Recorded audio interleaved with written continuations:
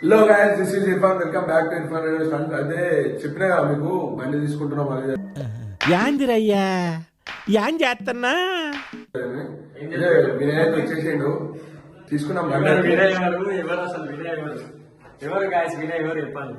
ఆల్ది బండి ఎట్లుంది పోనీ అని ఏ బండి ఇప్పుడు తీసుకున్నాం. నువ్వు బండి తీసుకోవాలంటే సీల్ ఏది నేను అంతా ఉన్న ఏంది నా రివ్యూలు అప్పుడే చెప్పిన బండి తీసుకోవాలి చూద్దాం గిద్దాం అన్నాడు.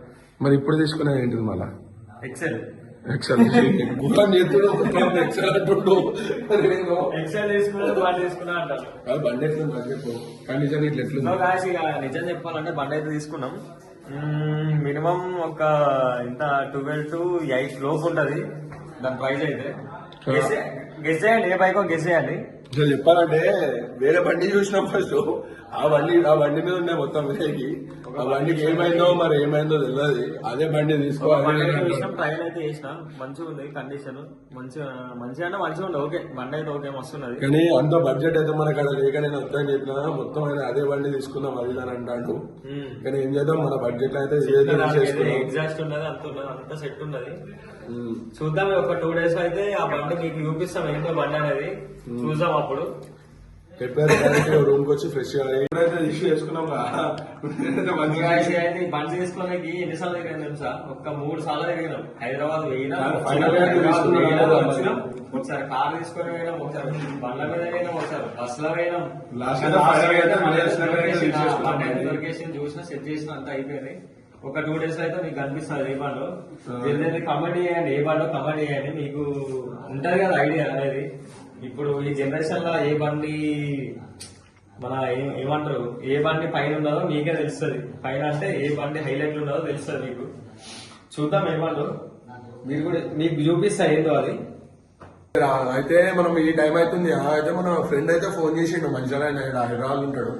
అయితే భయా ఏడులో అది అంటే నా స్నాప్ చూసి కాల్ చేసిండు. ఆయన స్నాప్ చూసి కాల్ చేసి ఏడులో భయా అంటే ఇట్లా బండి తీసుకున్నా రాహుల్ అది అని చెప్పిన. అయితే బ్రో నా రూమ్ కాడికి రా, అది నేను అమ్మ బైక్ తీసుకున్నా అది అని అన్నాడు. అయితే రాహుల్ బండి ఎట్లుంది చెప్పు. నువ్వు చెప్పు. నేను చెప్పినా బైక్ తీసుకుంటున్నా అని చెప్పిన అది అని చెప్తే నువ్వు రమ్మని చెప్పిన. బండి ఎట్లుంది పోనీ అని. ఓకే అంటే ఎట్లుంది? సూపర్ ఉంది అంటున్నావు కానీ బండి ఎట్లుంది చెప్పు. బండి ఎట్లుంది? నేను చెప్తే నువ్వు నమ్మినావు అసలు బండి ఇంత పెద్ద బండి ఉంది.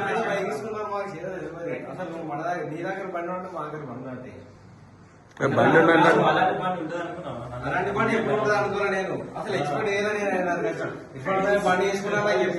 అసలు అదే ఫ్రెండ్స్, నేనైతే బండి తీసుకున్నా అని చెప్పిన. చెప్తే మనోడు ఏమంటాడే, సాలరీ నువ్వు 650 తీసుకుంటున్నావు, 300 390 అయిపోతుంది అది ఇది అని అన్నాడు. డైరెక్ట్ బండి పట్టుకొచ్చేసినాక ఇదెందుకు కొన్నావు అది ఇది అని అంటాడు మొత్తం. సరే పోనీ అని బండి ఎట్లుంది ఎప్పుడు చూద్దాం, మరి ఎప్పుడు చూపెడదాం.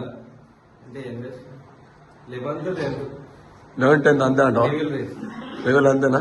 ఏడికమ్మంటావు మరి అందరినీ? అంతేనా? అందరూ వచ్చేయండి. బండి అయితే తీసుకున్నాం అన్నమాట. ఇప్పుడు టైం వచ్చేసి అయితే 12:06 అవుతుంది. మనం ఇప్పుడు ఇంటికి పోయేసరికి అయితే నేను ఒక 3 hours పట్టుద్ది.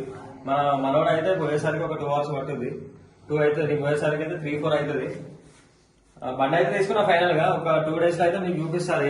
అదొకటి, నాకు హెల్మెట్ లేదు, హెల్మెట్ ఉంది, 160 వెళ్ళిపోతా. మీకు ఇంకా దగ్గరనే, మనకి దగ్గరనే, మనకి 300 వస్తుంది. మనకంటే నేను ఎక్కువ, నాకు జాకెట్ లేదు ఏం లేదు. చిన్న బట్టలతో వచ్చిన నాకు అసలే సలాగదు. ఎండంటే లేదంటే ఎంతన్నా నేను ఆపుకుంటా కానీ సలహా అసలు